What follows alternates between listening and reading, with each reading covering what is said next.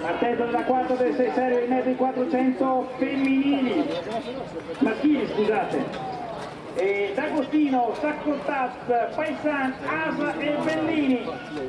In portacategoria atletica Sacneto, Belluno, Trento, Zaccaria Tutti e Querta Trentingrana.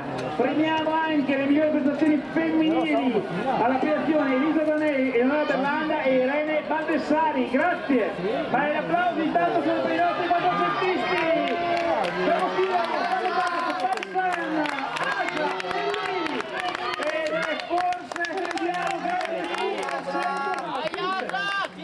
seconda corsia Antonio D'Agostino, Virtus Casneto 51 e 12. Grandissimo Antonio.